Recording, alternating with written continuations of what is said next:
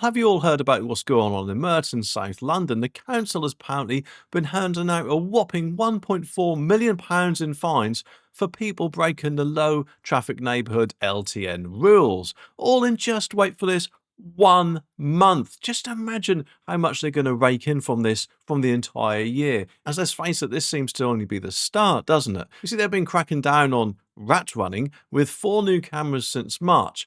But the locals in the Wimbledon obviously aren't too chuffed about this. And nearly 9,000 fines a month. That's a staggering £1,389,760 in penalties, which obviously is the last thing we all need in the cost of living crisis, isn't it?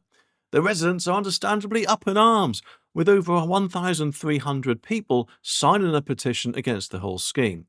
They reckon that these cameras are cramping their style a bit, non-surprisingly, because it's making it a nightmare to get anywhere around their own neighbourhood and causing gridlock on nearby roads, which obviously is surely going to be a slap in the face for what the council, I'm sure, see it as the environmental benefits of LTNs, because no doubt they think that, oh, less traffic, there'll be less harmful fumes and things like that. But if you gridlock somewhere, that means loads of cars can't actually get to places. There's like bumper to bumper, and therefore they'll be putting loads more of those harmful fumes into the air, won't they? And obviously air moves about and spreads to more places, and therefore makes this whole LTN idea a bit stupid, kind of like Keir Starmer himself, in my opinion. But anyway, they reckon that LTNs are supposed to be for all about keeping streets safe for pedestrians and cyclists, and they, like I say, improving air quality. But some people think that councils are just after the cash, which obviously it does seem that way, doesn't it? Merton, though,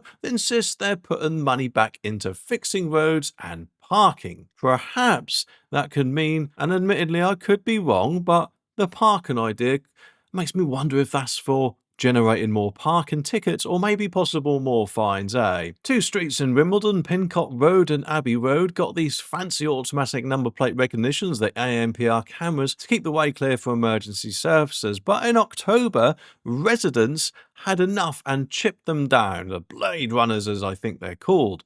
The council had to bring in temporary mobile ANPR units, and all this vandalism has apparently cost them £72,490. And between September the 7th and October the 5th, 8,626 fines were handed out, each at, remember, £160 or £80 if you pay within the first 14 days. And if no one took advantage of the time, let's face, before they jacked up the price, that is a potential £1.4 million. And Michael Wilson and Andrea McNamara, who both got 2 fines in quick succession, said the whole thing was way too harsh. And Michael, who was 47, said at the time, or by the time, I realised there was an issue, I was too late to turn around safely. There are too many signs and restrictions popping up, which distract from the priority of driving safely. And that is a very good point, isn't it? If councils or mayors even put up signs here, there and everywhere, it's taken the driver's eyes off the road to look at those signs. And yes, I know that drivers still have the peripheral vision, but that's beside the point, isn't it? It's just absolutely getting to a point where it's getting beyond ridiculous, surely. Andrea, who is 54, found the fines a huge amount of money and extremely upsetting. She even went back to the streets to see where she'd done wrong, stopping several drivers along the way. So obviously it seems that this whole thing isn't exactly clear where people can and can't go. And that, if anything, should be the council's responsibility to make clear. And if it isn't, then I don't know about you, but I would contest the fines. And since March, those 4 cameras have issued 6,986 fines, potentially worth up to £2.7 million, with 862,820 already have been paid. But just what have the council said about it? Well, a Merton Council spokesperson said, the money goes back into parking, transport and the highways. Like filling potholes? Well, that makes a bloody change. I mean, I don't know about you, but they seem to be spreading more than an STD, don't they? But anyway, and resurfacing roads have been a hot topic since London Mayor Sadiq Khan, I will not say sir, introduced them during lockdown, and some say they just push traffic onto main roads, making congestion and pollution worse for everyone. Meanwhile, those on quieter streets get the perks. and Richard Holden, the Shadow Transport Secretary, accused Labour of not keeping an eye on these schemes. Well, let's face it, Labour doesn't really seem to be keeping an eye on anything, especially if there's a small boat involved, eh? But he said, in government, the Conservatives told councils to listen to local people and keep those schemes under proper review to serve residents, not misplace ideology. Labour ditched that guidance and now refuse to enforce any standards at all. And when the council can issue dozens of penalties before a driver even realises something has gone badly wrong, which is a very good point in my opinion. Steve Gooden from the RAC Foundation also had a go at the scheme, saying a large number of penalties being issued constitutes the clearest possible evidence of a scheme that isn't working. And surely the whole point is to secure compliance, not raise money, which, yes, they really do need to actually come out and say that they're going to do something about this and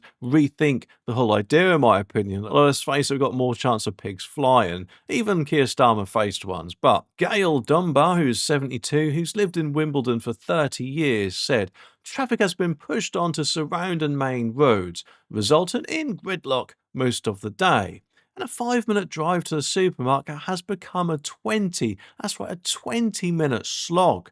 And I'm a pensioner. Cycling isn't an option. Maybe actually that's what they try to push people to do. Go in cycle lanes and be a bellend on the roads, no doubt, eh? Hopefully I am wrong with that. Those streets, which have 2 schools, used to be a shortcut for about 45,000 cars a week, according to Merton Council.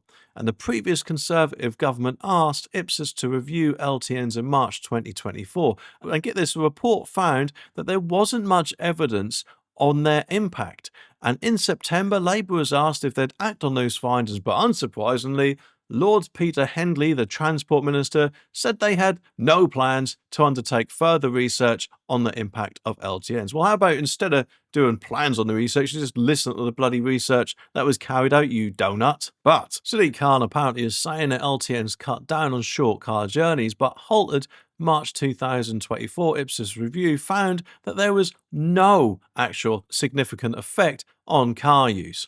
And Mr. Holden criticised ministers for ignoring the evidence, saying they've simply washed their hands of it. Yeah, because obviously it goes against their cool green agenda, in my opinion. And that, or anything that goes against that, they ain't exactly going to like, are they? And no doubt want to get it brushed under the carpet as quickly as possible, I'm guessing. But despite all this, Transport for London's 2024/2025 strategy report shows over 100 low traffic neighbourhoods have already been made permanent with, get this, more on the way, which I don't know about you, but it seems like it's spreading, and that is certainly not a good thing. In fact, who knows, maybe even with this whole 20-mile-an-hour speed limit madness that's currently going on at the minute, it could spread to even more areas as well, eh? Anyway, let me know what you think down in the comments.